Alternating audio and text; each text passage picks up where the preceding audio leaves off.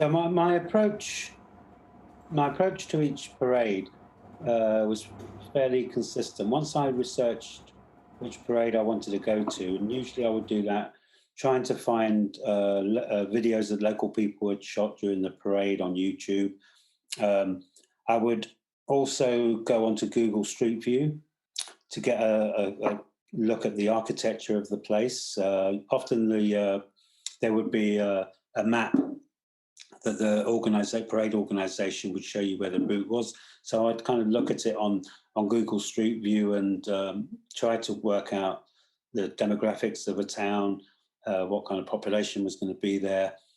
Uh, I would go look for big parades plus very small local parades. I wanted to get that to kind of show the very local ones as well. And so I would often arrive the night before, and I would uh, mostly drive the route, just looking at if it depends, if it's, probably, because some routes are quite long, or walk the route. And I would look at the kind of architecture of the place, just get a kind of sense of the difficulty of the situation, if it was going to be harder or not to do. And then my approach was that I would start from the beginning of the parade. So I'll get there just before the parade would start. I'll kind of have a quick look at who's queuing, who's in the crowds. And then as the parade starts to move, I would move slowly with the parade.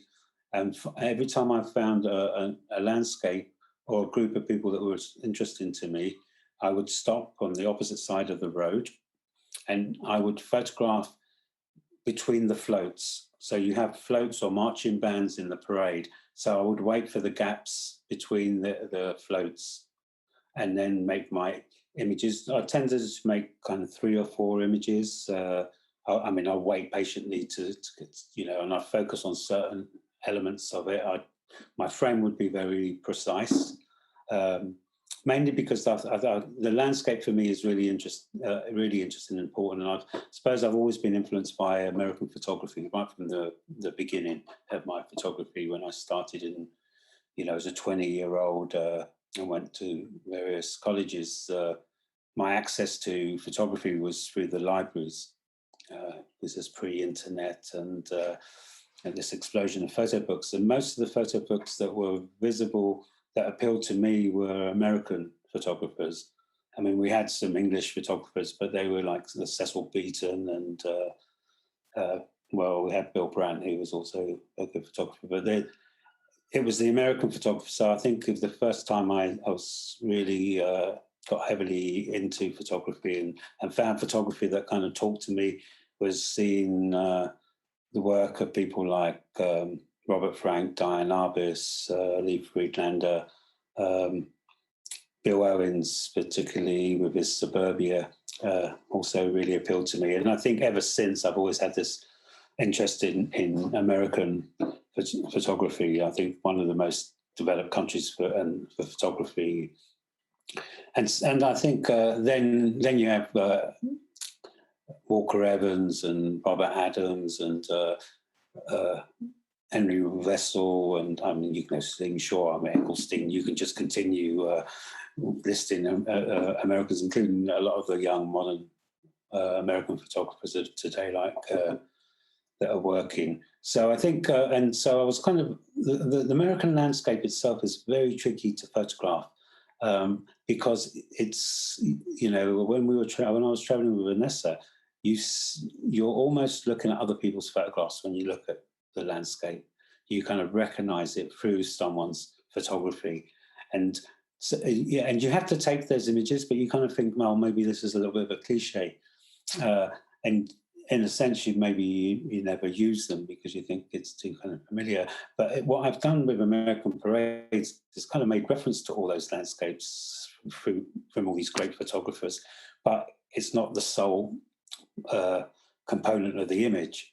It's the people in front of it. So I have this stages set from these classic, familiar American landscapes, be it railway tracks on one image, or the signs and traffic lights that you see in some of the images. These I suppose this kind of vertical uprights of signs and posts that litter the American landscape. So that was, and I was kind of very aware of these landscapes when I was framing the work. But I mean, obviously, the hardest part of the work is kind of finding the right groups and the interaction with the groups. So as I would follow the parade along, stopping at different groups, I'm kind of, depending on how big the parade was. On the smaller parades, I could really see everyone and pick my moment to take the image. But on the larger parades, and I think there's a big one there's a couple of big images with bigger crowds. The one in, I think it's in Brownsville. It's the one with a lot of Hispanics with the two arches behind them. I mean, there's just too many people for me to be able to see and comprehend. So I would only focus on part of the images. So there's two little boys on the one edge, so I can see them and I put them in my frame. So that's my frame to one side of the image. There's a girl at the bottom that I've seen on the same side. So I have this frame and I can see these people there. And then there's a couple of characters, one with Texas on his T-shirt, and there's a couple of characters with hats, and the central characters on the front. I can pretty much observe these people and wait for them, but the rest of the people, there's just no way that I can process all of this. And I kind of very early on accepted the generosity of the camera, and the camera can see a lot more than I can. It will record it. And so part of the fun with this work was afterwards was the editing, because as I'm editing these big groups, and if I've taken 3 or 4 images of the same group, there will be parts of the image of people that I'm thinking, oh, wow, they look incredible. But in this image, this group looks really good, because there's a constant flow of movement. I mean, the image is still and freezes it. But as you see in the earlier video presentation of the groups, people are constantly moving their bodies and faces and expressions. So I suppose I really embraced that aspect, and I knew it would offer up surprises, and in an interesting way, almost makes the role of the camera mechanical. Even though I'm behind it, I'm choosing the frame and choosing parts of the image, and I think maybe that's one of the attractions of the work, is that we're watching the watchers. And it's almost like it feels almost unfiltered, even though I, was picking the types of parades and selecting the groups. It has that kind of feeling to it. It's always been one of the strengths of photography. It's kind of ability to reproduce a slice of what we think is reality, of the real world. Anyway, so that was generally my process, was kind of follow it along. And I would use very early. I mean, straight from the beginning, I knew I couldn't do this work in color, because generally when I'm working, I can work with the light, and so light is always really important in the work I do. And I knew with the parades, I had no choice on the time and day.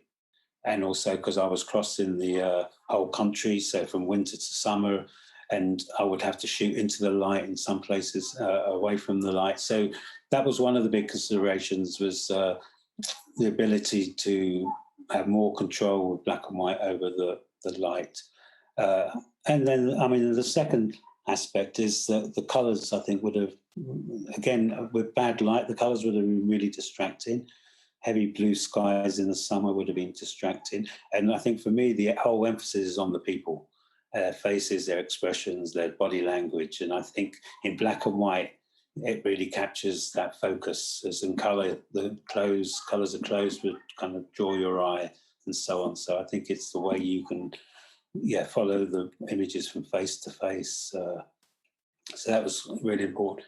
And the other thing I realised is I use a Sony 7R camera, digital camera. And I suppose whatever camera I'm using, I always try to use it in a very formal frame. So it looks like it's a large format camera. I mean, even the work from Fault Lines, everyone used to think I was shooting that on a medium to large format. And it's really about being able to have, if I keep the frame formal, that gives you that sense of something like a larger camera. But I need the fluidity of a smaller camera to be able to move comfortably, pick my positions. Also, I think if I had a big camera, I would have to be on a tripod, which would draw people's attention to me. Whereas with a small camera, I become part of the crowd. People are completely indifferent to me. You know, they don't see me, they don't notice me. You know, I think it's also one of the things I've learned over the years. There's not many pluses to getting older, but as you get older, because people don't see you as much as when you're younger, but as a photographer, that's perfect because I, I'm not threatening to anyone anymore. And, people are not drawn to me in the same way that they would have been 20, 30 years ago. So it's, that's a really big advantage. So I take full advantage of that, that element.